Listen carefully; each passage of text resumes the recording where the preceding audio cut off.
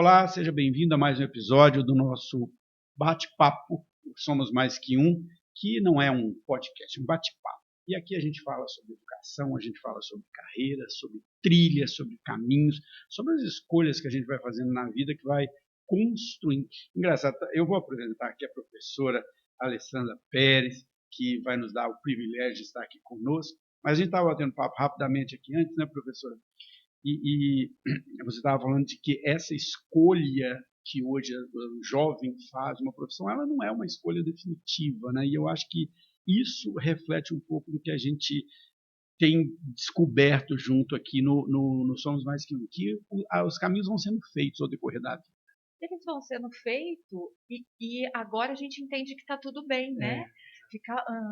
Antes parecia que se você trocasse de carreira ou se você escolhesse outra profissão, você tinha fracassado na profissão anterior, ou você tinha que se justificar. Hoje, ser multidisciplinar é talvez o nosso novo Ter poder muitas experiências. aí dentro da nova carreira, né? Da nova vida aí que Eu a quero gente pegar tem. exatamente o que você disse, mas É. antes de pegar o que você disse, eu vou pedir assim, bom, primeiro conta quem. Hoje eu sei que a professora, a doutora Alessandra Pérez é diretora lá do DACE, na UNAEP, mas a Alessandra não nasceu aí, né? A gente Então, percorre um grande caminho para e chegar até aqui. Eu acho que os jovens de hoje precisavam entender que tem todo um caminho para você chegar até lá, né, professor? por isso que eu gosto desse caos, eu gosto que as pessoas É. contem a história. Então, conta a sua história, quem Eu que é a tenho, Alessandra? eu tenho. Bom, a Alessandra, ela é uma menina muito sonhadora lá da cidade de Batatais. Nossa, já recebi várias pessoas do Claretiano É, aqui. sim, sim, minha antiga casa, né, Sim. Claretiano. Eu estudei em escola pública a minha vida toda, né, na periferia de Batatais, escola Antônio Augusto Lopes de Oliveira, né, uma escola, né, do bairro da Vila Lídia. E depois eu fiz o curso técnico em contabilidade, porque no meu contexto, não sei se na minha época, mas no meu contexto, você era quase que programada para fazer um curso técnico e seguir a sua vida ali para você ter ali o seu trabalho, a sua vida, a sua família. Mas eu tinha uma inquietação muito grande, né? Eu sempre quis muito fazer direito. E em 98 eu entrei na Unip para fazer direito, mas os livros eram muito caros. Muito caro, porque diferente de hoje, né, que as pessoas têm um acesso tão fácil a conhecimento, acervo, informação e tudo mais. A gente fazia trabalho na Casa da Cultura em Batatais, que era lá que tinha os livros os quais você podia fazer uma busca, um Google. Nosso Google era a Casa da Cultura, né? E para E era lá que a biblioteca. gente fazia trabalho, e onde tinha um acervo bom de biblioteca e tudo mais, né? E só que aí eu não consegui, porque ou eu pagava a faculdade, o ônibus para ir para a faculdade, ou eu trabalhava, enfim, eu tinha que Sim. fazer algumas escolhas, né? E aí eu tive que desistir. Professor, deixa eu pegar Aham. esse ponto que eu acho que ele é fundamental. Hoje está uma grande discussão sobre as mudanças do marco regulatório da EAD nesse contexto, e eu acho que tem uma coisa, eu não sou totalmente crítico a ele, eu acho que tem muitos pontos positivos, estava se precisando realmente de uma certa preocupação com a qualidade, mas um ponto que às vezes se perde é exatamente esse. Né? O EAD, não é o contexto da nossa história, da nossa conversa, mas é interessante observar, ele democratizou a educação, porque isso que você está contando foi o que eu passei também. Eu fui estudar com quase 30 anos de idade, porque eu não tive possibilidade de estudar antes, não tinha dinheiro para isso. E hoje a educação, principalmente, você está falando de Batatais, que não é uma cidade que é a 100 quilômetros de Franca, a 100 quilômetros de. Sim, já Que tem tem acesso. acesso, mas tem cidades no Brasil que a faculdade mais próxima está a 300 quilômetros. Como é que você vai estudar? Oxi. Né? Hoje há uma democratização da educação que não existia há 20, 30 anos atrás. Se usaram a educação à distância para outros dizeres, né, esse nem é o foco. Para mim, a educação à distância levou, de fato, a educação que precisava. Tá? Tem a mesma visão. Principalmente a gente que é da IAD lá do começo, né? Comecei a IAD em 2003. A gente recebia carta, que na época era aluno online e offline, né? Que era de carta. a gente recebia carta de alunos que jamais teria acesso. Talvez a gente fale, né, Sr. Castilho, que do estado de São Paulo, Ribeirão Preto, Batatais, a gente está falando de um Brasil totalmente Que não é diferente. Brasil, eu falo isso. Né? Se você conhecer os outros estados, e não a capital dos Sim. estados, né, e sim ali o interior, você vai compreender que aqui a gente está falando de EAD, inteligência artificial, ferramentas em lugares que ainda não se tem acesso ao computador. Sim. Eu acho que a pandemia trouxe isso para a gente de uma maneira gritante, Sim, né? sim. Que todo mundo falava de acesso, as pessoas ainda não têm acesso à internet. Eu tenho uma amiga que é professora pública em Bertioga, e na época da pandemia, ela falava isso, ela falava assim, gente, vocês não estão entendendo. O meu aluno de escola pública em Bertioga, ele não tem computador em casa, ele não tem internet em casa, ele não tem um celular. A família dele não tem um celular com smartphone com acesso à internet para acessar. Vocês não estão entendendo esse contexto. Eu conheço bem o Brasil, eu te digo, São Paulo não é Brasil. Né? Não, de forma nenhuma. De forma nenhuma. Eu tive o privilégio por meio das universidades em que eu estive, eu sou avaliadora do MEC também, e na época a gente fazia avaliação presencial, né? Eu conheci muitos Brasil, muitos contextos. Falar de educação é falar de muitas camadas, né? Porque você precisa falar, mesmo em Ribeirão Preto, mesmo no estado de São Paulo, de uma educação pública e de uma educação particular, de uma educação particular de elite, de uma educação particular talvez mais acessível. Uhum. Quando você fala de educação, você precisa saber qual recorte, né? Sim. Você vai falar para você não ser leviano na sua fala, né? Sim. Se eu falar de inteligência artificial como ferramenta para uma educação de elite, eu estou falando de um lugar. Se eu falar de inteligência artificial para a escola pública, como será que eles utilizam? Será que já chegou dessa maneira para eles? Posso te dar uma coisa real? O meu filho, ele está no ensino médio, segundo ano. E ele estuda numa escola muito elitizada aqui. Ribeirão tem excelentes escolas, sim, caríssimas. Exato, mas, exato. Né? Mas ele faz parte de um projeto que chama Estudantes que Ensinam. E qual é o projeto? Eles vão às escolas públicas ajudar as escolas em algum contexto. Né? Pode ser dar uma aula particular para um grupo de alunos, pode ser. E meu filho está lá nesse projeto desde o ano passado, hoje ele é um dos coordenadores do projeto. E qual é a função do meu filho hoje no projeto? Ele ensina os professores a usar os sistemas que o Estado disponibiliza, porque existem diversos sistemas, né, diversos programas, diversos ambientes de estudo, de conteúdo, mas que os professores nunca foram ensinados a usar. O professor não foi ensinado a usar. Eu vou voltar nessa minha esteira de formação para eu também falar sobre Já viu que o nosso papo não vai ter linha, não, né? E quando eu saí do direito e eu sabia que eu precisava fazer ensino superior de alguma forma, né? E na época, Claretiano não era essa potência, né, toda, e ela era uma instituição do interior, né, uma instituição pequena, né? Tinha cursos e tem cursos presenciais que assim são muito tradicionais, né? E eu cheguei lá no Claretiano porque eu falei, bom, eu vou para a faculdade que tem, mesmo que não tenha o curso que eu queria, que era direito, e vou ver o que eu vou conseguir fazer. Que aí eu entendi que não era só pagar a faculdade, eu tinha que fazer um curso que eu conseguia pagar a faculdade e pagar as ferramentas que eu precisava para fazer uma boa faculdade. E o deslocamento, e o lanche. Exato. Então, tá, cidade de Batatais, não ia precisar pagar ônibus. E aí, na época, a pessoa falou, bom, a gente tem o curso de pedagogia, né, os materiais que eu ia precisar para esse curso e tudo mais tal. Quando você fala que você vai se formar para professor, as pessoas fazem até uma cara de, sabe, de Estou vivendo isso com meu filho. Meu filho quer fazer história para ser professor. Oh, Jesus. Os amigos, os pais dos amigos, né, dos meus amigos, quando eu falo assim, meu filho vai fazer história porque ele quer ser professor, eu falo assim, mas como assim? Você vai deixar? Você vai deixar?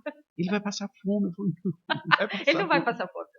Você sabe, e aí, Quando eu entrei no curso de pedagogia, primeiro que eu tive a oportunidade de conhecer pessoas muito bacanas no curso, que me levaram a lugares importantes aí na minha formação, mas você sabe que a chave virou quando eu fui fazer o Brasil Alfabetizado, que foi justamente ensinar professores, por isso que eu falei que eu ia voltar nessa esteira, né? A dar aula ou a ter ferramentas para dar aula, né? E na época eu pensava, gente, por que tem um projeto desse, né? Ensinar professor, A dar aula? esse professor, né? E aí a gente foi para o interior do Nordeste, né, para poder fazer esse trabalho. E eu compreendi, e foi aí que a minha cabeça fez, bom, a educação não é só para mudar a minha vida, a educação muda o mundo de Muda a muitas sociedade. maneiras, né? Porque nós fomos lá capacitar professores. Sabe quem eram os professores? Quem sabia ler e escrever era a pessoa que estava capacitada para poder ensinar e alfabetizar as outras crianças. Então, eu fui alfabetizado, professor, pela minha tia, que ela tinha uma escolinha, ela nunca teve formação nenhuma, mas por que ela tinha a escolinha? Porque ela era uma das poucas pessoas alfabetizadas. Exato. Então eu descobri que eu tinha ali naquela carreira uma missão mesmo, porque educação é uma coisa que quando ela te pega, acabou, né? Você entende que através dela você pode fazer coisas incríveis, né? E de fato a gente faz coisas incríveis através da educação, pela formação, né? E aí eu descobri que eu deveria ter feito aquele curso mesmo e que eu estava no lugar certo, fazendo a formação certa e que eu ia fazer minha carreira, né? E foi quando chegou a EAD. Porque por mais que a EAD nasce lá na LDB, né, Sim, 96, né, mas ela vem aí, decreto de 98, quando ela começa a tomar forma, né, até 2003, 2005, ali que de fato ela ganha as universidades, que ela se populariza, né. A LDB tem, para mim, a LDB de 96 é fantástica, porque ela tem dois instrumentos ou estratégias que são fundamentais para essa democratização da educação que nós temos hoje. Por mais que a gente não ache que não tenha, mas tem. É o EAD e são os tecnólogos. Os tecnólogos, eu comecei a lecionar em 2004 em cursos de tecnólogos e a grande maioria dos meus alunos tinha 35, 40 anos, que eram pessoas que não puderam estudar e que tiveram a chance de estudar por meio dos tecnólogos e depois por meio do EAD. Assim, os dois é mais ou menos a mesma história, né? 2003, 2004, eles começaram Exatamente, ali porque a educação superior ela não era vista para todo mundo, não. né? Não era um acesso para todo mundo. O professor, né, Cláudio Romualdo, da Metropolitana, esteve aqui essa semana e ele falou assim, nós somos um país de bacharéis, né? A gente achava que até hoje se acha que só é o bacharelado que tem valor. E a faculdade era uma coisa muito longe das pessoas, né? Muito distante ali você falar que ia fazer uma faculdade. Não era um contexto tão fácil, não tinha tanta faculdade, não tinha tanta universidade, né? Hoje a gente vive, era só elite mesmo. Hoje a gente vive de escolhas. Eu quero fazer uma faculdade ou não, né? Mas é uma escolha minha, né? Eu querer ou não, né? E isso e a universidade pública, né? Eu fiz mestrado, doutorado na universidade pública, né? Eu achava que ali não era um lugar que eu poderia ocupar socialmente, né? Porque como é que eu ia estudar numa escola? É engraçado, né? Sim. Quando a gente chega na universidade, isso quem está nas escolas particulares é que vão para as universidades públicas. Que é uma né? injustiça, né? Mas é um modelo. É um modelo, né? É um modelo aí de educação que a gente tem, né? Para quem eu preparo, para quê? Né? E também criando um grande preconceito sobre boas universidades particulares, né? Que hoje eu vejo um movimento totalmente contrário aí, né? Mas é um outro papo. Temos vários papos aqui já, professor. Eu acho que nós vamos ter que fazer uma série, porque eu estou com um tanto de coisa aqui que eu quero retomar já. Exatamente. Então, assim, E aí eu fui ocupando esses lugares e entendendo que outras pessoas talvez não estivessem lá porque elas não sabiam que poderiam estar, né? Não é porque eu era um uau, né? A pessoa, eu sempre falo que a persistência ganha da inteligência às vezes, né? Nossa, eu sou muito inteligente, eu sou muito esforçada. E isso é um ponto, assim, eu vivi essa experiência de não ter podido estudar é, quando me formei no ensino médio, porque tinha que trabalhar, Sim, tinha que trabalhar, né? tinha que ganhar E era dinheiro. isso, né? É A isso gente tinha que mesmo. trabalhar. E aí tem até um ponto que já ficou para trás, mas que depois eu quero trazer, que o ensino técnico foi sendo desmerecido no Brasil. Hoje não se valoriza, né, o ensino técnico, que eu acho que é um grande erro, mas depois a gente volta nisso de novo.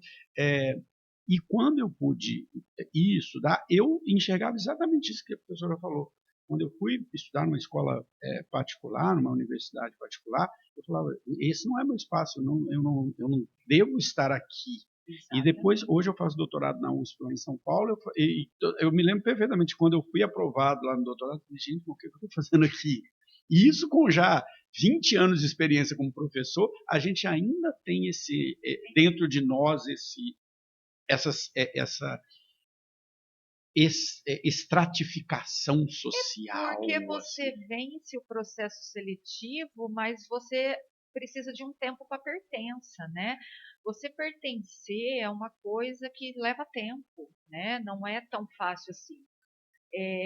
Porque aquelas pessoas que te rodeiam não são as pessoas que você conhece. Não são as pessoas que fizeram parte da sua construção enquanto pessoa, né? Você foi deixando essas pessoas para trás porque elas não sabiam que podiam estar lá, talvez, né? Então, o meu doutorado eu fiz em análise de discurso e eu falo que foi a melhor pesquisa que eu já pude fazer na minha vida, porque ela descortina muitas coisas que talvez a gente olhasse e não tivesse resposta, né? Sim. Por exemplo, eu descobri essas questões de pertencimento, essas questões das vezes esse vazio, às vezes quando você chega num lugar, né, e fala, o que eu estou fazendo O que aqui, eu estou né? fazendo Como aqui? você falou, né? Tá bom, como é que eu estou no doutorado Eu na me lembro que a USP, primeira em vez que eu fui São dar aula é a Paulo, mesma né? coisa. A primeira vez que eu entrei na aula, eu falei, gente, o que eu estou fazendo aqui? E isso não é uma fala, ai, que coitado. Não, é uma fala assim, caramba, se eu cheguei aqui, outras pessoas podem chegar e eu preciso contar para elas que elas podem chegar, né? Que elas podem vir aqui. Hoje eu faço direito na UNAERP, né? Voltei para o meu Depois de lugar de muito. desejo, né? Sim.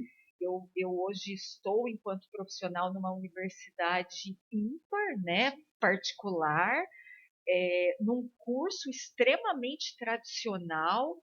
Eu faço parte de uma minoria ainda, porque mesmo hoje ainda não é acessível, né, de uma maneira geral, porque em relação aos cursos técnicos, só fazendo um parênteses, né, eles desvalorizaram e depois voltaram atrás dos cursos técnicos. Então fica assim, né? A universidade agora há uma fala de que você não precisa mais ir para a universidade, Gente, a está me outra fala adoecendo, que você professora. vai fazendo Então assim, as pessoas vão criando dizeres para também te tirar desses lugares ainda hoje que um pouco ele é um pouco Sim. ameaçador, né? Eu sempre, quando eu entro numa turma a primeira vez, uma das primeiras falas que eu tenho para a turma, eu falo assim, vocês têm a percepção do quanto vocês são privilegiados de estarem aqui? Vocês sabem que menos de 20% da população brasileira chega onde vocês chegaram? E você, às vezes, desmerece o curso que você está fazendo. Isso é muito comum nas escolas privadas, não sei porquê. As pessoas não dão valor, parece que por elas terem sido aceitas ali, a escola não é boa. Existe uma crítica do próprio aluno. E eu falo, gente, vocês não entenderam o tanto que vocês são privilegiados. É porque as pessoas aprenderam nessas influências e nessas coisas que a gente tem que ser descolado, e descolado parece que é desmerecer as coisas, né? Aquele ar blasé. Isso. O claretiano, o curso de pedagogia, é o melhor do mundo, porque foi onde eu estudei. Uhum. A Associação de Ensino de Batatais de contabilidade. É o melhor curso técnico que existia. A Universidade de Ribeirão Preto, curso de Direito, é o melhor curso de Direito que existe, porque é onde eu faço o meu curso. Eu sempre falo que assim, o curso é uma coisa, você como aluno, você pode estar. Eu já dou aula em uma instituição como a FIA, que é caríssima, super elitizada. Eu tenho péssimos alunos lá. E eu já dei aula em cursos baratinhos e tem excepcionais alunos. Porque a educação, ela vai te moldando e você vai precisando aprender a se construir enquanto pessoa nessa educação. Porque ela pode te oferecer tudo que tem de melhor, mas absorver isso que é oferecido, ele é pessoal, né? Eu falo que ninguém convence ninguém, viu, Cachita? O convencimento, ele é individual e pessoal, né?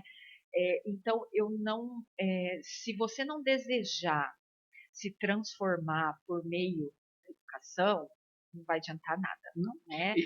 Professora, desculpa, porque o papel bom eu vou te cortar. Essa é a minha história. Assim, eu não pude estudar cedo. E quando eu fui poder estudar, eu fui fazer um tecnólogo. Eu sou formado, minha primeira formação é um tecnólogo. E muitas pessoas falavam assim, você não vai mudar nada na minha vida. Mudou a minha vida. A minha vida foi mudada pelo tecnólogo. A licenciatura mudou a minha vida.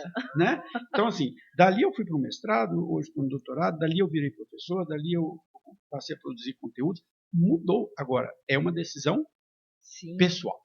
Porque hoje eu sou diretora de uma universidade, qual eu tenho muito orgulho de ser, porque um dia eu fui estagiária, secretária, professora, produtora de material didático, de videoaula, né? Desde lá de quando você tinha que ser um apresentador do jornal da videoaula, até hoje que você pode ser de fato professor de uma videoaula, né?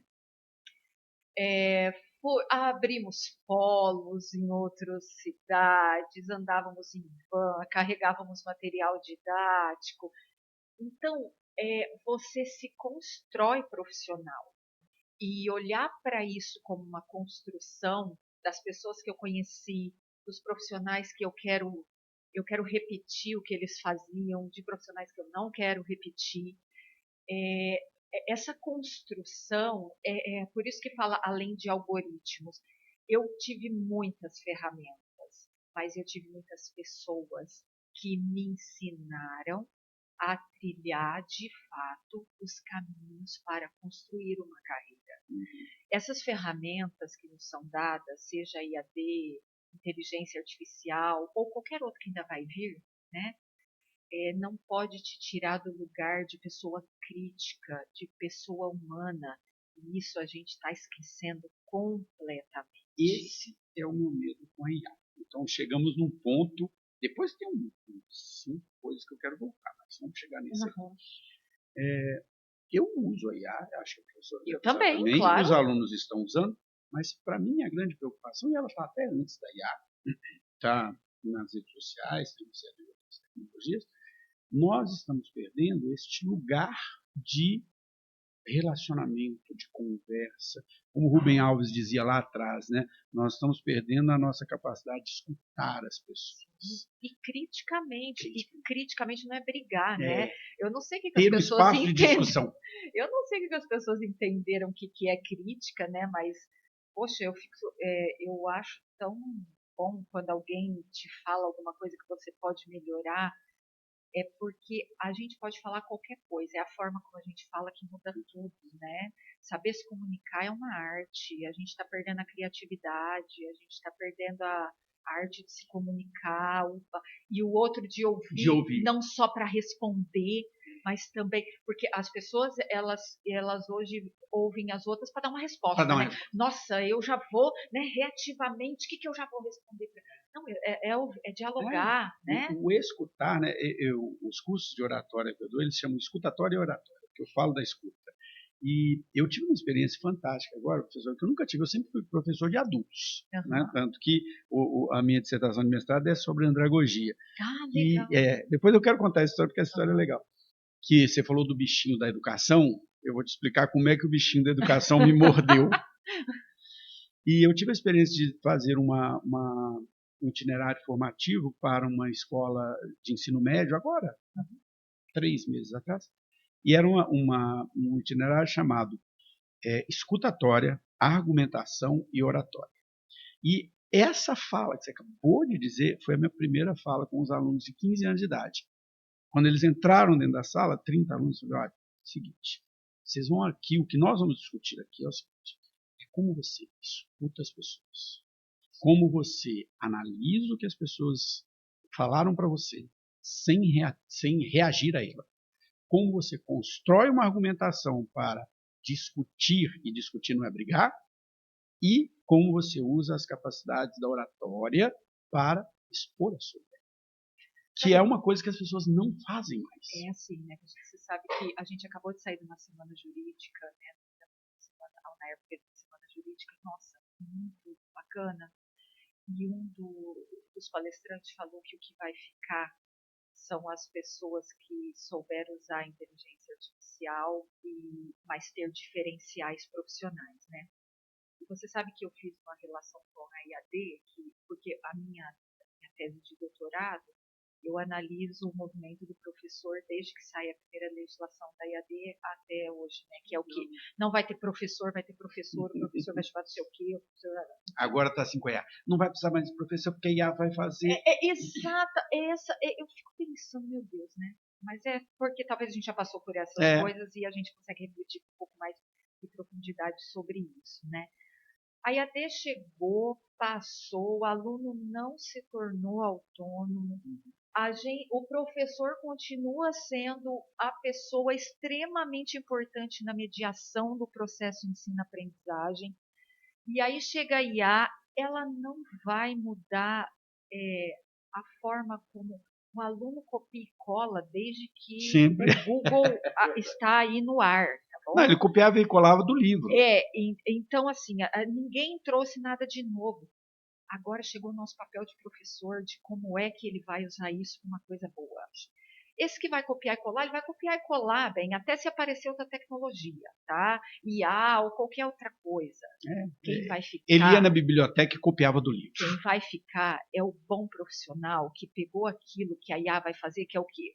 Ela vai diminuir o seu tempo de pesquisa, porque ela vai buscar uma... E a partir dela, o que você vai ensinar para o seu aluno que ele vai precisar fazer? Qual a crítica que ele vai ter? Ela é artificial. Ela só traz uma curadoria. O que você faz com essa curadoria de conteúdo é que vai te fazer um profissional diferente. X ou Y.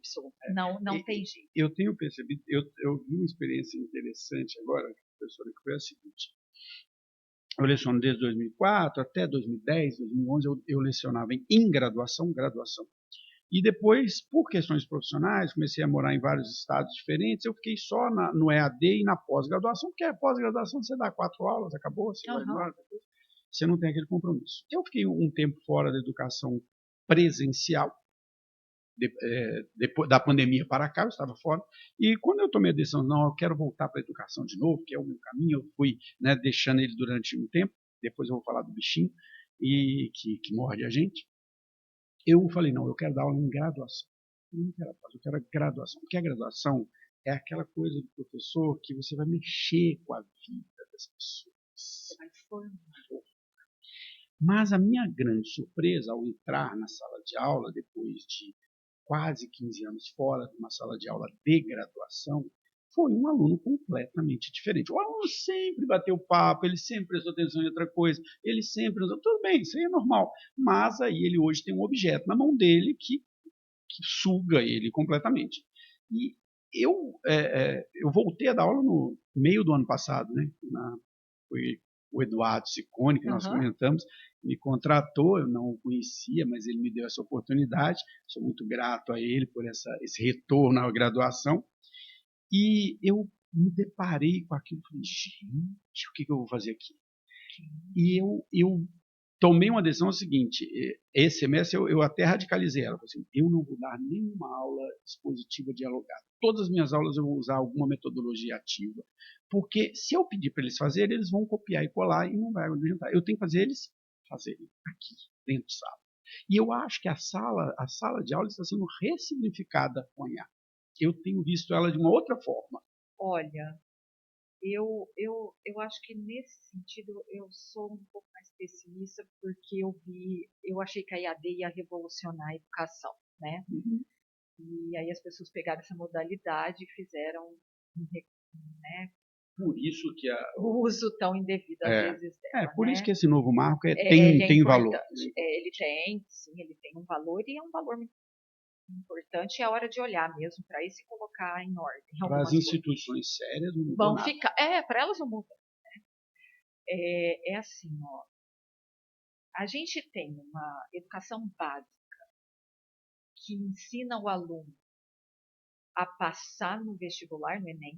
Então você precisa decorar, você precisa blá blá blá, e X, né? Marcar xizinho, não sei o que tal. Que eu acho péssimo. Aí depois, ele chega na faculdade, a gente fala assim para ele, vai ser autônomo, você vai precisar pensar, tal. Então, há uma disruptura ao chegar no ensino superior muito grande. Sim. Então, o professor tem um desafio no ensino superior que eu falo que quem atua no ensino superior hoje, meu Deus, olha, merece muito respeito. Sim. Porque o professor do ensino superior, ele pega aquele aluno que decorou até ali, que teve professor showman até ali, e ele vai entrar num outro lugar. Uma escrita científica, uma pesquisa assim, mais, né, baseada na ciência e tudo mais, e um professor que vai competir com um fácil para ele, que é, eu vou dar um trabalho para o meu aluno, para ele repetir para ele e tal. Ele põe lá na IA e tira, né, o que está lá. Então, vai depender muito do professor como é que essa IA vai mudar a sala de aula dele. Sim. Porque senão Você falou assim, eu tenho a trazido coisa para vai ser dentro só a mais uma ferramenta discussão. para ele usar para ser mais rápido fazer o trabalho dele, né? Para entregar para o professor. E aí eu queria voltar na história do bichinho da educação, porque eu adorei quando você falou, né, que a educação, quando pega a gente, ela pega, né? Ela pega. Quando eu fui buscar um curso superior, foi por uma questão profissional. Eu tinha chegado num ponto da minha carreira que, para ter outras promoções, eu precisava de um diploma, e eu não tinha, e eu fui buscar. E logo depois, né, logo na sequência desse tecnólogo, eu fiz um MBA, e não sei porquê, aquela história de descobrir que eu podia estar num lugar, eu falei, vou fazer mestrado, vou tentar esse negócio aqui. E entrei.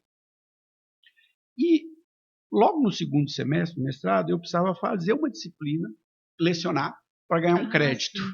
Né? É o estágio, né? Para fazer um crédito. E eu fui dar aula. E a minha disciplina, a minha pesquisa de mercado era coisa sobre canais de distribuição, pesquisa do mestrado. Canais de distribuição.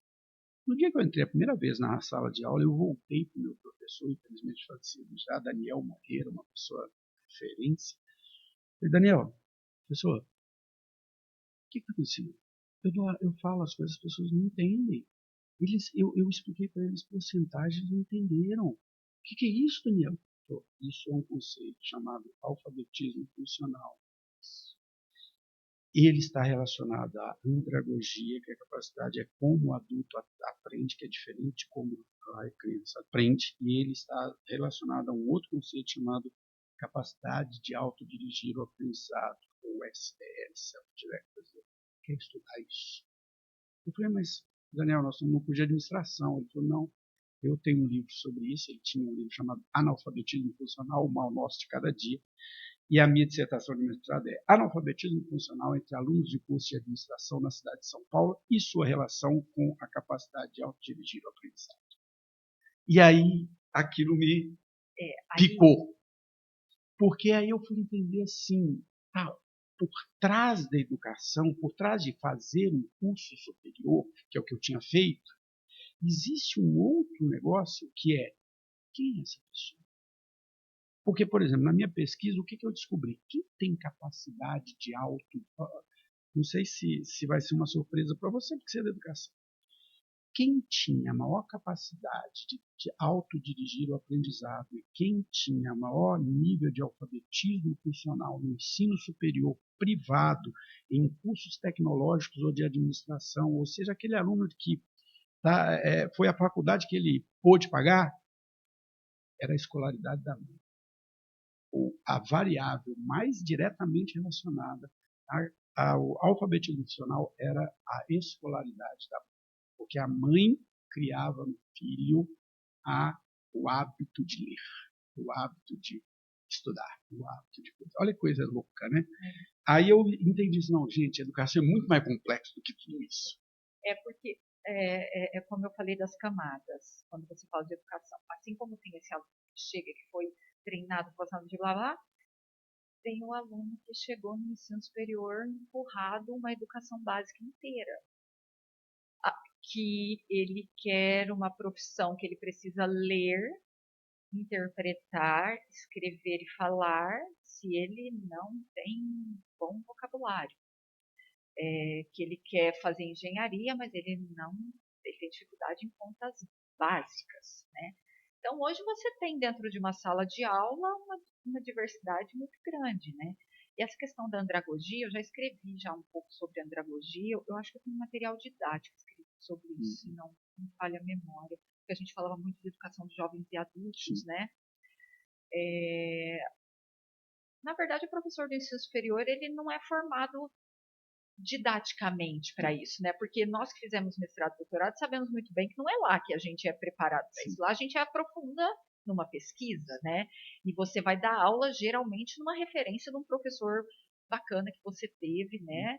E que você gostou da aula e que você vai aprendendo novas metodologias com o tempo, né? Quem não fez licenciatura, né? Ele não aprendeu a ser professor. E a gente é jogado na profissão professor. Todo mundo, né? Isso é normal, né? O que te qualifica para dar aula no ensino superior? Mestrado, doutorado, né? Isso. Que não ensina a dar aula. Que não é o que te prepara para dar aula, né? E aí cabe à universidade, né? Como a gente faz lá na UNAERP, N capacitações, a DEP faz N capacitações de metodologias e tudo mais, tal. Mas é uma sala de aula heterogênea, que o aluno ele não sabe ler e escrever direito uma frase que tenha sentido com um aluno que para ele já nem significa mais nada, ele já quer rapidez. Então, assim, é muito difícil. Sabe igual na alfabetização que você precisa fazer uma sondagem da sala? Sim. No ensino superior a gente tem que fazer uma sondagem para você poder equilibrar ali o que você faz. E de uma maneira muito estratégica, criar um caminho para atingir o objetivo da sua disciplina dentro dessa heterogeneidade. E vou colocar um ponto nisso que a professora falou, quando você está em uma disciplina muito... Vou falar do meu espaço, que é a administração. Eu atuo ali na administração, na publicidade e propaganda, um pouquinho, mas basicamente por aí. Que é o seguinte, por exemplo, se eu entro numa sala e vou dar uma disciplina de gestão das operações industriais, além deste nível de alfabetismo, né, que a professora acabou de colocar, eu ainda tenho o seguinte, tem um aluno que trabalha nessa área, ele sabe tudo. E tem um outro que trabalha na área de recursos humanos e fala, gente, mas para que eu estou vendo isso? Porque uma das características da andragogia é que o aluno adulto, ele aprende aquilo que faz sentido para ele, que ele vai aplicar na vida dele. Então, ainda tem que falar para ele, aquele aluno de RH, fala, mas você precisa saber disso, porque toda vez que você cria um processo dentro da sua área, você está usando essa base teórica aqui, da gestão da produção. Porque a gente tem no ensino superior um distanciamento, às vezes, do mercado de trabalho, né? E eu acho que ela acontece até pelas próprias diretrizes curriculares que norteiam os cursos, né? O quanto nós somos regulados, o quanto a gente precisa dar satisfação para o Ministério da Educação. É bom, mas não se engessa em algumas coisas, né? E a gente acaba... Nesse assunto, a gente não sai daqui hoje, professora. É uma coisa tão... às vezes tão teórica, às vezes tão que se arrasta ali, né? Precisa fazer sentido para você aprender, mas às vezes você também precisa ensinar o seu aluno que nem sempre ele vai fazer o que gosta. A gente é adulto, a gente faz o que é preciso. E a gente precisa entender que em algum momento aquilo que é preciso vai fazer muito sentido na Sim. sua vida.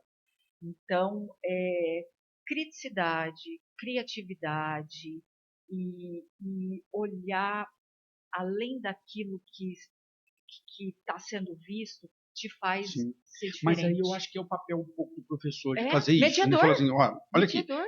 isso aqui não tem nada a ver com a sua atuação profissional. Eu entendi isso. Mas essa teoria, este conceito, ele vai te ajudar nisso, nisso, Igual nisso. e eu vou dar um exemplo disso, né? A gente tem uma disciplina na UNAERP, que para mim é uma disciplina super importante, que é prática de leitura, né? Tem aluno que fala por que ele vai aprender português na faculdade. Não, ele não está aprendendo português. Prática de leitura e interpretação de texto é você pegar um texto de um artigo científico e interpretar. Por que Sim. você acha que isso é aula de português? É. Não, o conceito do alfabetismo funcional é esse, né? Assim, não é que você é analfabeto, é que você não consegue compreender o contexto no qual você está. Então, se você Exatamente. lê um texto de um livro de administração, você é aluno de administração, você não consegue compreender aquele texto, você tem um nível de analfabetismo funcional. Né? Você aprende filosofia para você aprender a ser crítico. Você aprende história porque você precisa construir uma linha de formação para você compreender porque as coisas chegaram ali. Por que a nossa sociedade é assim? Por que você tem filosofia, sociologia? Então, quando você fala que uma coisa não é importante, você precisa ter muito claro por que você não acha que ela é importante. Ela não é importante porque você desconhece, ou ela não é importante porque você acha Acha que ela não é e aí, importante. professora, não adianta. Você tangenciou esse assunto, nós vamos entrar nele. Nesse sentido, eu acho que realmente o MEC, tudo bem, eu entendo, você tem que regular um sistema educacional gigantesco, Sim. espalhado pelo Brasil inteiro, com realidades completamente diversas. E com aproveitadores também, Isso, né? exatamente, que foi o que aconteceu com o EAD, que Uhum. o EAD nasceu, e outro dia desse, eu não lembro, com o Rodrigo da Verna, da Sim. Claretiano, eu estava falando sobre isso. Ribeirão, por exemplo, no EAD, é um referencial, porque você teve a Claretiano, que foi uma das Sim, pioneiras. Você tinha o professor Alberto Matias, que também já teve aqui na FEA, que também foi um grande pioneiro nesse contexto do EAD. Tem a Metropolitana, que hoje é uma grande instituição nesse sentido, o professor Cláudio teve aqui também já. Então, aqui é meio privilegiado quando a gente fala de EAD, né? Mas eu entendo que o EAD foi mal utilizado pelos esses aproveitadores e compreendo isso, mas o MEC ele regula coisas que não precisariam ser reguladas. É engraçado, professora, vira e mexe, como eu atuo na área de administração, muitas vezes já fui coordenador de curso, muitas vezes chegam pessoas, empresários, não, porque eu queria abrir um curso de administração, mas eu quero fazer um negócio completamente diferente. Eu falei, bicho, você já foi no MEC sem entender? Você não pode fazer nada disso que você está falando.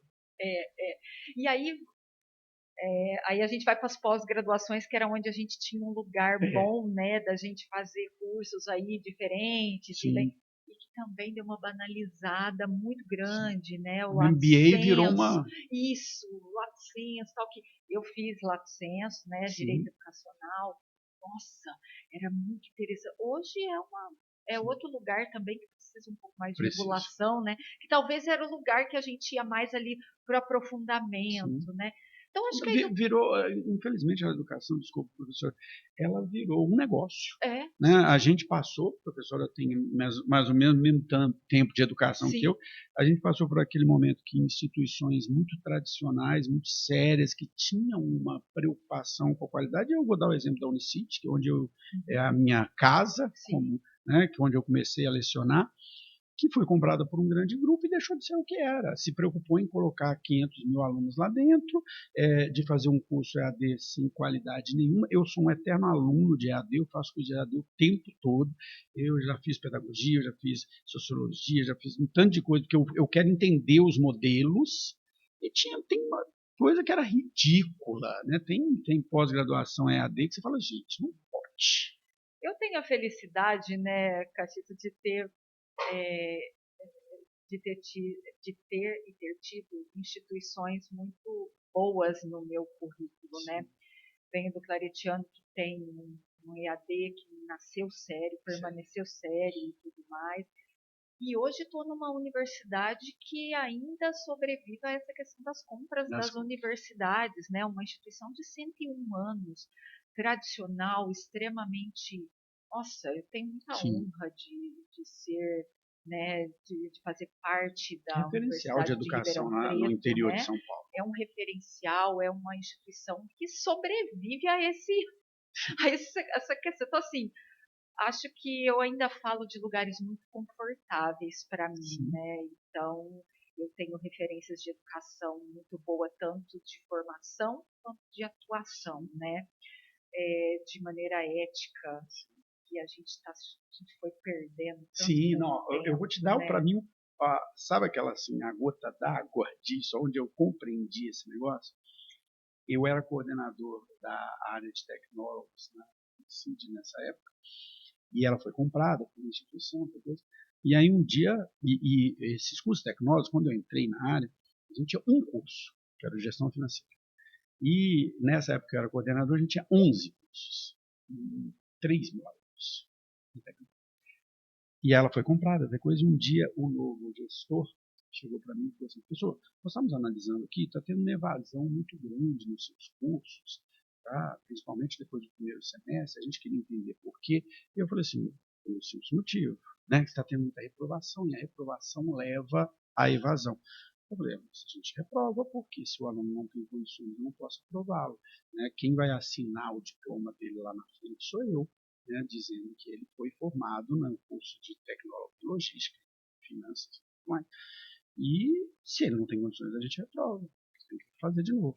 Não, mas a gente não pode fazer assim, porque isso leva à evasão. A gente tem que dar um jeito de.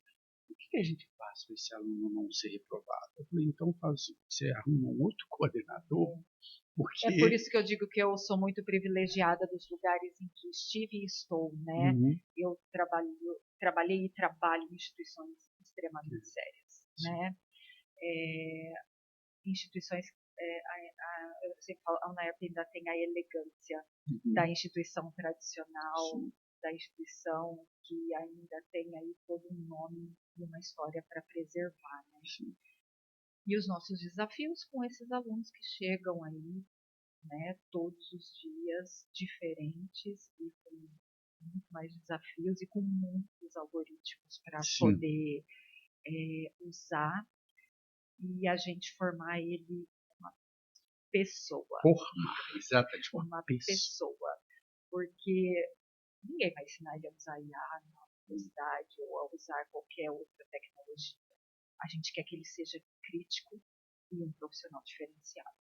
Eu acho que é esse que é o nosso trabalho. Uma vez eu tive uma grande discussão e a gente vai aprender, né? O que a professora falou, é uma história. Opa, todos os dias. E quando eu cheguei no ensino superior, eu tinha essa visão, que de certa forma é o que o MEC nos fala, né? Que o ensino superior é profissionalizante, ele te dá uma profissão. Então, se você faz direito, você é advogado, se você faz medicina, você é médico, você faz administração, você é administrador. Então, teoricamente, o curso superior ele é profissionalizante. Eu tinha essa visão, né? Eu estava muito recente na educação. E um dia, numa reunião de planejamento, eu tive uma discussão com um professor de filosofia, que era o coordenador dos cursos da área de comunicação, e ele era professor de filosofia, e ele falou exatamente isso. Não, isso está errado. Deixa eu te falar uma coisa. A universidade não é um espaço só de formação. Ele é um espaço de formação da pessoa, do cidadão crítico, que vai viver em sociedade. Então, nós temos um papel que vai além de dar uma profissão. Tudo bem, esse é o curso da profissão. A instituição é como cidadão. E nós temos que ter as estruturas, as ferramentas para isso. Né? Então, a educação ela vai muito além. A gente não pode esquecer que a gente forma pessoas. A gente não pode. Você pode pensar em metodologias, você pode pensar em tecnologias. Se você não formar boas pessoas, pessoas críticas, que não vai olhar para a coisa e só aceitar, ela vai ter todo um contexto e que ela vai saber dizer o porquê que aquilo não está correto, por que ela pegaria outro caminho. Não é só falar não, Quando sim, você é profissional, não é só você dizer que você não gostou de alguma coisa, né? A gente está meio numa geração um pouquinho birrenta, né? sim. Então, a gente não ganha no grito mais as coisas, né? Hoje, o mercado de trabalho procura pessoas com habilidades sociais. E isso, será que tem lá na inteligência artificial, né, que vai te ensinar habilidades sociais, né? Ou essas ferramentas vão te ajudar você no seu trabalho, em coisas mecânicas, para você poder exercer as suas habilidades sociais melhores e ter mais tempo para elas. Quem vai sobreviver profissionalmente é quem tem a capacidade de analisar Isso, contextualmente exato, aquilo que a IA está dizendo. é Né? isso daí. Analisar criticamente. Quem vai analisar? Não, porque não.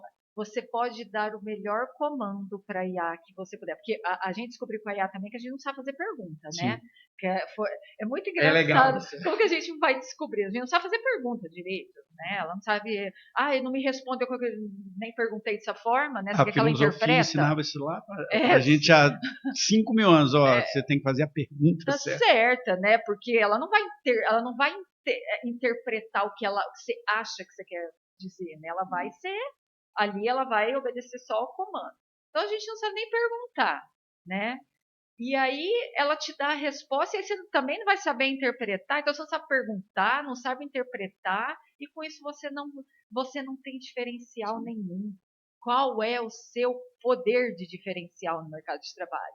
Hoje acho que a gente vem discutindo muito aí, professora, mas eu ando até um passo atrás nisso. Eu acho que a professora falou, né, a gente está no meio de uma geração, uma mudança geracional. Todas as gerações novas têm uma mudança geracional, mental, mas eu acho que nós vivemos, a nossa sociedade hoje, como ela se organiza, ela é muito fruto de duas, já que você falou de algoritmo, né, Uhum. que é o nosso tema aqui também, é, de dois algoritmos, né, ou da forma como o algoritmo das redes sociais é pensado, que ele cria um grande problema social. A bolha de opinião e a câmara de eco. O que o algoritmo das redes sociais é pensado para dizer o seguinte: quem você não pensa igual a você não deve ser seu amigo. Eu só te indico pessoas que pensam igual a você. Se eu faço isso, eu crio uma bolha em que todas as pessoas com as quais eu convivo são iguais a mim. Mas E tudo que eu falo é ecoado. é porque as pessoas só querem enunciar para quem concorda com elas. E aí a câmara de eco, eu falo, você fala, não é isso mesmo. Então, você só quer conversar com quem concorda com você. Presta atenção, que chatice as pessoas só concordarem com você. Jesus amado! Você imagina só que diálogo mais interessante? Eu falo, você concorda, eu falo, você sim, é isso mesmo. Não foi assim que a gente vai construindo a nossa carreira. Você vai construindo a sua carreira porque as pessoas olham para você e falam: você fez uma bobagem enorme. Você não sabe do que você está falando. Você não sabe o que você está falando. Uma outra coisa que a gente precisa entender é que a gente não tem que ter opinião sobre tudo. Caramba, por que as pessoas acham que tem que ter opinião Se você sobre me pergunta de cada coisa, eu falo tudo? assim, não sei. Não sei. E tá Gente, eu não sei sobre esse assunto. Não é. Comigo você vai falar de educação, você vai falar de EAD, que é o que eu pesquisei a minha vida toda. Você vai falar comigo sobre regulação institucional, no sentido de diploma digital, de matrícula, de processo seletivo. Isso é o que eu sei falar. Se você perguntar, eu sei falar sobre pesquisa. Agora, se sair disso, eu posso até dizer para você que eu vou pesquisar sobre, mas eu não vou conseguir entrar numa discussão.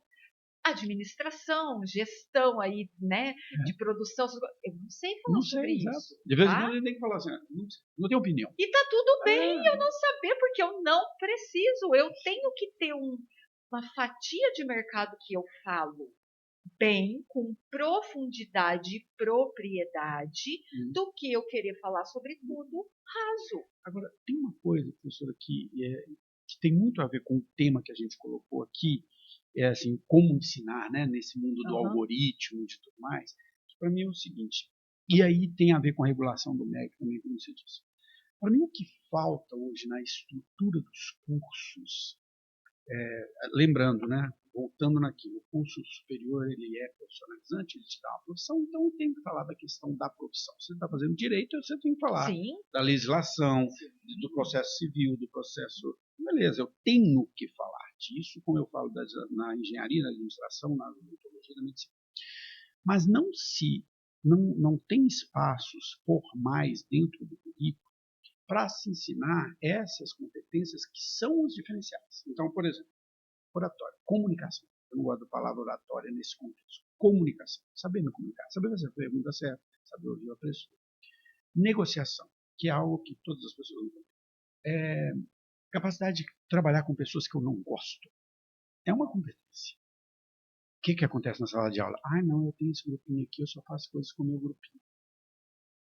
Então, essas competências que hoje a gente chama de soft skills, né, para ficar chique, mas que são as competências... Fora as palavras da moda que a gente... Que são as competências comportamentais, né, que eu acho que serão os diferenciais, como a própria professora disse que estava na semana e foi falado isso. As competências que vão fazer a diferença no futuro é a minha capacidade de te ouvir, de argumentar, de analisar o que veio daí e falar, você vai dizer, a gente não está ensinando isso nas escolas. Não tem um espaço dentro do currículo dos cursos para isso. E aí, só para completar a minha linha de raciocínio, quando a gente fala da escola privada, a gente sabe que grande parte desses alunos trabalha durante o dia, e ele não tem tempo. Ele vai para a escola e ele vai fazer o currículo. É diferente de uma escola pública, de uma universidade pública, que eu vou participar do ambiente, da vivência. Né? É porque eu acho, assim, hoje os currículos são construídos, né, por competência, é a nova fala, né, é a nova palavra do momento. Né? Primeiro a gente tinha, né, algumas outras que eu não me vem agora à cabeça, mas agora é as competências, habilidades, né? Eu acho que é muito mais profundo que isso, sabe? Por conta dessa heterogeneidade que a gente tem na sala. Eu preciso alfabetizar o aluno da primeira etapa e ensinar ele, e ensinar o outro habilidades sociais, né? Eu não sei, eu acho que fica na conta da universidade muita coisa. Eu sou pedagoga, então para mim a educação infantil ela é um start da vida, né? Que você vai ter aí enquanto educação, que as pessoas acham que paga para brincar. Né? A educação básica, que é uma educação infantil, fundamental 1 e 2, né? E médio, é aí que a gente tinha que ter uma base melhor para a gente, na universidade, poder trabalhar habilidades já partindo de outro ponto com esse aluno, né? Fica para nossa conta muita coisa da universidade. Hoje a gente tem que fazer, reforços e coisas para poder esse aluno nivelar o aluno. Para ele entender a matemática básica, mínimo, você tem que fazer um reforço. Então a universidade tem um desafio muito grande mesmo, porque acaba lá uma conta que você ficou 12 anos estudando e às vezes acaba lá uma conta que você tinha que ter sanado antes de chegar ali, né? E aí eu não sou um especialista em educação básica, né? Sou um mero curioso, mas com essa vivência que eu tenho visto do meu filho ir para as escolas públicas, porque você falou lá no início, né, dessa diferença desses lugares, né? O que é uma escola particular de elite, que você está pagando um valor absurdo, então ela tem que ter uma estrutura X, Y, Z professores, mas tem aquela particular que é o que, assim, basicamente ali dá para pagar os professores, né? E tem a pública que, infelizmente, não vou generalizar, temos escolas públicas fantásticas no Brasil, a gente sabe disso, mas na grande maioria uma infraestrutura muito ruim e um professor não reconhecido, desgastado. O problema hoje é segurança. Sim. Né? Porque hoje os pais, eles têm filhos gêmeos. Isso, né? Exatamente. E aí, trazendo para isso, né, uma das falas do meu filho e da namorada dele aqui, quando eles vêm, assim, Pai, mas como é que uma pessoa, um aluno de 12 anos, 13 anos, está no 7º ano, 8º ano, mas ele não sabe ler. Ele não sabe ler. Não estou dizendo ele não sabe ler. Ele não sabe, mas ele está no 7º ano. Então, também se criou uma estrutura, não posso dizer isso mero, né? Não conheço, mas um modelo de que as pessoas vão sendo empurradas, como você bem disse. Porque isso envolve fatores financeiros, né? Se você estudar os financiamentos da educação básica, aí é outra. Podemos falar outra. Conversa extremamente, né? Bem rasamente vou dizer. Primeiro que oferecer essa educação importa a alguém, né? E segundo que você hoje mostra estatísticas para os outros lugares. Então, eu tenho formado hoje na educação básica um X número, eu tenho X evasão, tal. O problema é quem, é como, é onde. Então, isso é subjetivo, então não aparece na estatística, né? Mas tem o lá que aqueles importa? índices de alfabetismo que a gente sempre sai mal, não né? é estatística, né? Então, talvez seja isso. Então, é por isso que eu falo que fica para conta da universidade depois resolver um problema que não é dela, Sim, né? Ela ocupa outro lugar de ciência, né? Então, que a gente acaba não tendo. Porque você precisa minimamente que o aluno que chega na licenciatura ele não escreva errado, porque ele vai alfabetizar alguém. Né? Eu acho que essa é uma luta grande da particular, da escola particular, que é a seguinte: a gente acaba fazendo o mestrado, o doutorado, no estricto senso, a gente acaba indo para a pública, porque é onde tem o espaço. Não que não existam, né, o estricto senso nas particulares, mas é onde as pessoas estão ali para a pesquisa efetivamente. Né? E aí a gente tenta trazer isso aqui para a graduação particular e fala assim: deixa eu fazer um projeto de iniciação científica, deixa eu tentar fazer o aluno, dentro da minha disciplina, escrever um artigo científico, deixa eu tentar. E você fala: gente, não tem espaço para isso, eu não consigo com que essa pessoa escreva, como você diz, minimamente, para tentar fazer com que ela uma pesquisa mesmo. Né? Um objeto de pesquisa, fazer a pergunta de pesquisa, estruturar as hipóteses. A gente não chega nesse nível. É porque vem outros letramentos, né? O letramento científico, é o letramento de outra leitura, né? Você não lê, você sabe que uma pessoa que tem acesso a uma educação básica ruim, ela tem até o vocabulário dela é muito ruim, então ela não vai saber o significado das palavras. Então é muito mais profundo do que só não saber ler e escrever. É uma coisa. O projeto da educação ser ruim, ela é bem executada, viu? E aí, para mim, tem um grande. Essa é uma discussão que eu tenho muito com meu filho, já que ele quer ir para as ciências sociais, eu converso bastante com ele, que é o seguinte: para mim, hoje é o grande risco social que nós vivemos. De um lado, tem a IA, as tecnologias surgindo, substituindo tudo aquilo que é possível de ser substituído, porque é mecânico. Né? Como substituiu na agricultura, como substituiu na indústria, agora está substituindo no serviço. Ela não é nossa inimiga. Ela não é nossa inimiga. Mas, agora vamos trazer isso para a sociedade. Você tem uma pequena elite, quando a gente pega classes econômicas A e B, eles em geral têm um filho só, então, e em geral pai e mãe trabalham para um filho só, então coloca ele numa escola fantástica, fenomenal, tem 500 mil cursos diferentes, está tendo uma educação amorosa, é acompanhado, é isso, aquilo outro, se vai mal na escola tem um professor particular, mas tem computador em casa, usa o computador, já fez um curso de IA, fez isso, fez aquilo, fez aquilo outro. E do outro lado, eu tenho uma população que das classes econômicas C, D e E, que ainda tem de 3 a 4 filhos, as famílias. Então, em geral, ou um só trabalha, ou né, mesmo os dois trabalhando, é uma renda muito baixa. Então, de um lado, você concentra riqueza, concentra conhecimento, concentra formação, e do outro lado, você divide pobreza, divide má formação. Mas isso tudo sempre aconteceu, isso não é novidade. Sim. Não estou falando que isso seja novidade.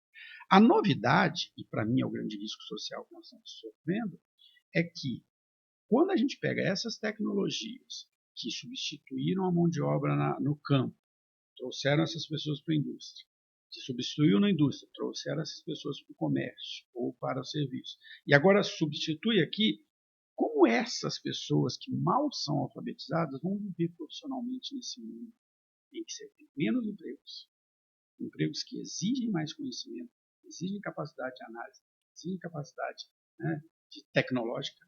Então, se você projeta isso daqui a 10, 15 anos, você tem uma sociedade, e não estou falando de Brasil não, tá? Estou falando de mundo como um todo, extremamente, sabe aqueles filmes de ficção científica, das distopias? Eu vejo, me preocupa isso, porque essa educação que é dada aqui não prepara a pessoa para viver esse mundo tecnológico, né? A gente está vendo. Não sei se é muito filosófico, eu estou falando. Prepara para uma exploração futura, né? Porque aí você vai ter uma mão de obra barata, né? Para aquilo que para serviços que desde que o mundo é mundo a gente usa para poder pagar barato. E é isso que eu acho que eles querem, na verdade, né? No fim da história eu não te dou conhecimento, eu não te dou criticidade para você também não questionar e você poder ser explorado enquanto trabalhador, né? Então tem muita mão de obra, vai ganhar pouco e, enfim. O meu medo é não ter nem trabalho para todas as pessoas, né? Porque muitos deles serão substituídos. Acho que sim. Bom, não sei. Eu não saberia dizer, também. Mas eu fico pensando assim, se eles não querem voltar a gente para o lugar de você não pertence, então você precisa fazer um trabalho menos importante, ao meu ver, somente, para eu te pagar pouco, né? A gente vê aí, hoje a gente já tem um apagão, por exemplo, de mão de obra. Os supermercados andam falando muito sobre isso, né? Eu vejo circular bastante essas notícias, que eles têm problema de mão de obra, né? Então, precisamos voltar essas pessoas para os lugares delas, né? Então, estudar educação é muito triste no sentido social, porque você percebe os movimentos perfeitamente de como eu quero regular a sociedade. Não tem um aparelho melhor do que a escola para eu aparelhar essa sociedade para onde eu quero que ela vai, né? Sem entrar na questão política, né? Sem entrar em nenhuma dessas questões, um caso que a gente pode analisar, dois, na verdade, que a gente pode comparar, Coreia do Sul e mais recentemente China, que a gente vê o crescimento econômico da Coreia, né, nos últimos 30, 40 anos. A Coreia era um país subdesenvolvido há 50 anos e depois agora a China, a gente vê um investimento pesadíssimo na educação. Tem todos os outros investimentos, não estou dizendo que seja só isso. Tem infraestrutura, tem geração de energia, tem estrada, tem tudo, mas um investimento absurdo na educação.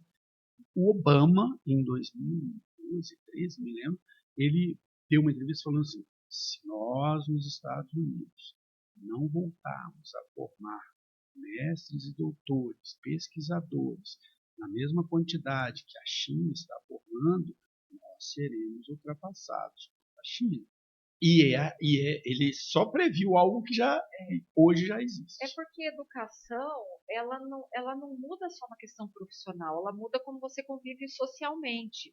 Se você tem uma sociedade educada, ela vai usar menos o UPA para poder, de maneira errada. Ela vai usar menos o Bolsa Família, ela vai usar menos outras coisas, porque ela vai ter uma educação e uma questão crítica diferente, né? Agora, para quem serve ter boa educação? Então, é um projeto de Estado, né? Então, assim, por isso que eu falo que estudar educação é um pouco depressivo, porque você vê nitidamente como os movimentos, tanto históricos e tudo mais, ela vai se movimentando para moldar uma sociedade para aquilo que eu quero, né? Por isso que eu gosto do exemplo da Coreia do Sul, porque foi um país que se reconstruiu economicamente por meio da educação. Imagina as pessoas sabendo votar. Imagina as pessoas sabendo cobrar e não aplaudindo aquilo que as pessoas têm por obrigação fazer, né? Imagina. Sim. Não, e eu Isso gosto seria sempre de muito dizer ruim para algumas pessoas. lógico, nós estamos falando de Brasil, mas isso é observável em outros países, inclusive nos Estados Unidos, a gente vê isso acontecendo, né? Uma certa desvalorização, um país que sempre investiu tanto na educação, mas uma certa desvalorização do que é a educação, e isso é muito assustador, realmente. Eu acho que isso me assusta. E aí a gente vê isso nas coisas práticas. Eu estou fazendo doutorado, estou na parte final agora. Então, tenho pesquisado muito artigo científico. O que tem de artigo científico de chinês? Você pega os journals de é tudo aqueles nomes chineses. Gente, mas só tem produção na área que eu estou pesquisando, só tem produção de chinês. Mas não, é porque eles estão produzindo mesmo, eles estão estudando, eles estão investindo nisso, eles estão, né, trazendo esse conhecimento. Então, vê que assim, aqui eu não estou fazendo um julgamento da questão política de cada um dos países. Eu estou dizendo que como países como o Japão, como a Coreia, como a Finlândia, para não ficar só nos países asiáticos, né, investiram na educação e transformaram a sua economia, a sua sociedade. Educação, para mim, é o maior aparelho ideológico do Estado, né? Estado enquanto país, né? Porque a educação, ela te coloca, ela te direciona uma sociedade inteira, né? Então, qual educação? Nós, acho que a gente tem regulamentaridade, nós somos uma época que a escola pública era uma escola. Nossa! Meu Deus do céu! Era uma escola. Não existia essa história assim. Aliás, pública ou privada, né? Eu nem sei se tinha, sei não lá. Não tinha, mas assim, não era. É engraçado isso, a professora já disse isso antes aqui. Existe uma inversão, né? Então, as escolas no ensino médio fundamental e médio, as escolas privadas são o desejo, todo mundo quer estar nelas, e depois a pública na universidade.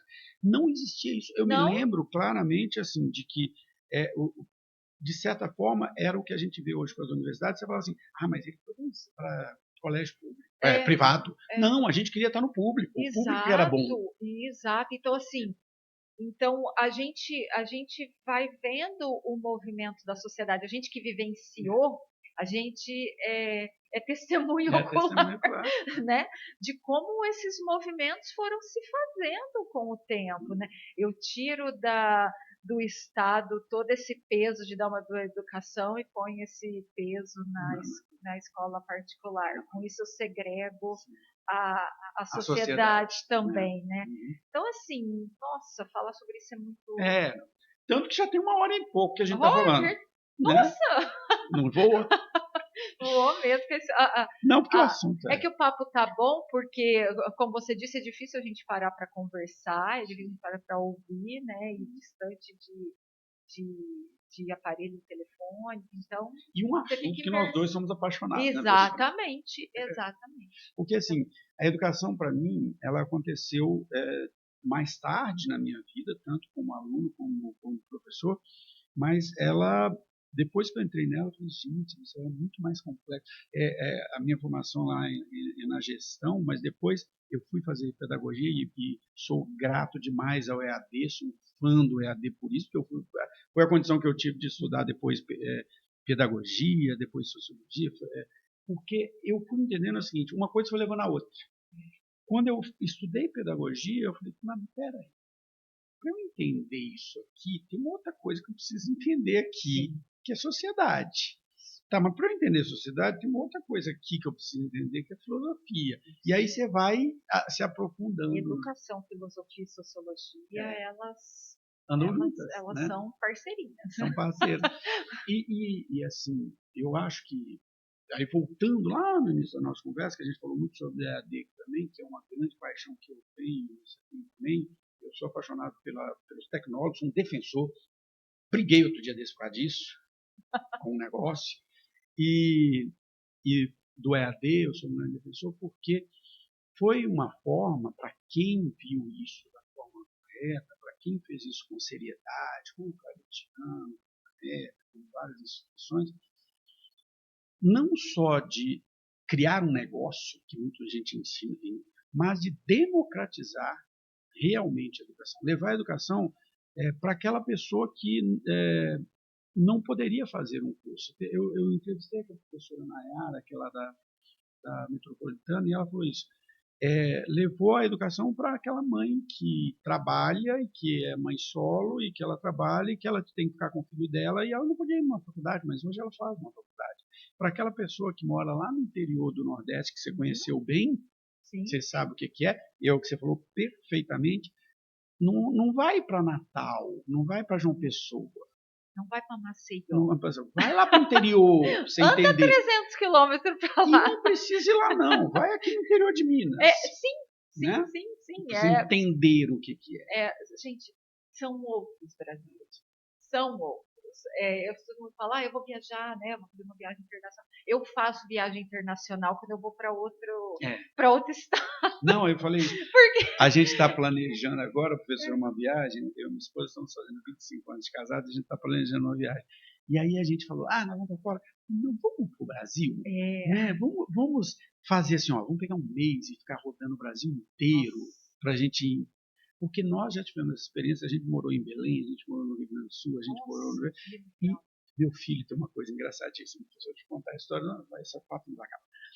Meu filho, ele fez o primeiro ano do ensino fundamental em Campinas, o segundo no Rio Grande do Sul e o terceiro em Belém. Culturas totalmente diferentes. Aí, quando ele chegou, quando a gente voltou para São Paulo, um dia a professora dele chamou a gente e falou assim, o que eu queria entender, o Theo, eu falo sobre o Rio Grande do Sul, sobre os Pampas, ele fala que já foi. Aí a gente fala sobre o Amazonas, ele fala que já foi. Ele já foi no já foi. Ele nadou no riacho, né? Então, e isso é uma riqueza absurda que ele tem. Não ele é vivenciou. Só vivência, só vivência. Ele vivenciou. Professora, eu vou deixar você terminar aqui, está aberto aí para você falar sobre o que você quiser para encerrar, depois eu volto aqui e encerro, mas fique à vontade para falar o que você quiser, né? Dar o seu recado aqui, professor. Claro. Eu acho que o recado que fica é para as pessoas elas não se deixarem levar pelos modismos, ou pelos algoritmos, ou pelas novas tecnologias, achando que aquilo é fim, aquilo é meio. A educação é um processo de criticidade, e criticidade sempre vai ser a partir de uma leitura e uma interpretação. E isso a gente não pode esquecer. A gente não pode esquecer de quem nós somos, além das ferramentas que nós temos para facilitar o nosso dia a dia. Né? A educação muda mesmo, muda uma pessoa, muda o contexto, muda tudo o que você imagina que pode ser mudado. A educação, o ensino superior é um lugar que você tem que estar para você saber das grandes possibilidades que a sua vida tem. Professora, isso que você falou para mim ressoa muito fortemente pelo seguinte: eu venho de uma família muito pobre, que é de Belo Horizonte. A gente nasceu num bairro muito pobre, mas meu pai, dentro daquele contexto da idade dele, hoje ele está com 80 anos, daquele momento social, não pôde estudar, né? Quase ninguém podia naquela época. Mas uma pessoa iluminada nesse contexto e que sempre mostrou para os filhos dele, eu tenho 3 irmãos, o poder da educação, né, da importância da educação. Então, hoje eu tenho todos os meus irmãos, né, nós temos uma formação superior, mestrado, doutorado, tenho 2 irmãos que também são professores, e a educação mudou nossa vida. E não cair nessa conversinha hoje rasa de que você não precisa estudar, você pode empreender. Sim, você pode empreender, desde que você conheça todos os caminhos de você fazer, montar ou gerir uma empresa. Você pode fazer o que você quiser, mas você precisa saber profundamente sobre o caminho que você escolheu. Nosso lugar no mundo, né? Isso. Você precisa saber profundamente sobre aquilo que você escolheu para sua vida. Não pode ser raso. Eu acho que esse discurso é um discurso raso, é um discurso de rede social, sim, é um discurso das aparências, de que que lá no início a professora falou isso, né? É só a primeira escolha. A nossa vida vai ser feita. Esse momento que alguns jovens de redes sociais estão vendo, não, você tem que aprender que escola, se eu for para a escola, só se for para ensinar para o professor. Né? Esse discurso que sim, está sim. assim. Tudo bem, isso aí vai ser 2, 3, 4, 5 anos da sua vida. Você ainda tem 40, 50, 60 anos. E aí é que a gente vai encontrando o nosso lugar no mundo, qual é o nosso propósito, para que a gente existe, por que a gente está aqui, qual é o nosso lugar na sociedade, como que a gente devolve para a sociedade aquilo que a gente... Você não precisa dar opinião sobre tudo, você precisa ter profundidade. As pessoas precisam voltar a ter profundidade sobre aquilo que elas querem discursar. E a gente só consegue compreender isso se a gente souber com profundidade sobre alguma coisa, sobre qualquer coisa que você escolheu. Né? Não tem escolha certa e errada, tem escolha com propriedade daquilo que eu quero. Outro dia desse estava conversando com meu filho e sobre esse negócio da escolha, né? E o caminho dele vai ser as ciências sociais, ele quer fazer história, quer fazer antropologia. E aí vem aquela pressão dos amigos, dos pais dos amigos, quando comentam isso, não, você tem que fazer engenharia, tem que fazer medicina. E meu filho falou uma coisa que no dia que ele falou isso, eu falei, caramba, acho que a gente fez do jeito certo. Ele falou assim, pai, eu vou fazer história que é o que eu quero, e eu quero dar aula, porque é o que eu quero, né? Assim, eu estou tendo essa experiência, eu quero dar aula. Mas daqui a 5 anos, qualquer coisa, eu faço outro curso. Exato. Cara, é isso aí. Você entendeu? Exatamente. Segue aí, porque o caminho é esse. Não é mais um veredicto final. Não, ainda está interlocutório. Ele ainda pode mudar. E, de certa forma, professor, e aí, encerrando aqui, o Somos Mais Que Um, ele surgiu esse projeto aqui, esse bate-papo. Esse nome eu já usava antes por uma série de palestras que eu fazia no passado. Mas qual é o contexto, né? Qual é a alma do Somos Mais Que Um? É mostrar isso, né? Que os caminhos existem. Cada pessoa é mais do que uma pessoa, ela tem caminhos, né? Ela vai... E, de certa forma, ele foi se organizando assim. Né? A gente fala com um jovem que está escolhendo um caminho que não precisa ser o definitivo, mas ele acabou falando também com o segundo público que eu vivi, que é aquele público do meio da vida, que às vezes você entrou por um lugar, como você também fez, você entrou por um lugar na vida, e depois lá na frente você falou, espera aí, outra coisa que eu quero aqui. Né? E aí você começa uma nova vida, um novo caminho, e agora com um terceiro, que também tem a ver com a minha vida pessoal hoje, que é aquele momento que a gente já está lá, né, o que hoje eles chamam de 50 a mais, né? Que é aquele momento que você fala assim, tá, construir uma carreira legal, construir um papel social legal, e o que mais agora, né? O que mais que eu vou fazer agora? Então, são sempre momentos de se repensar, sempre momentos de buscar novos caminhos, de entender que o caminho pode ser mudado. E você tem que ter orgulho da sua história. Sim. Você precisa ter orgulho da sua trajetória.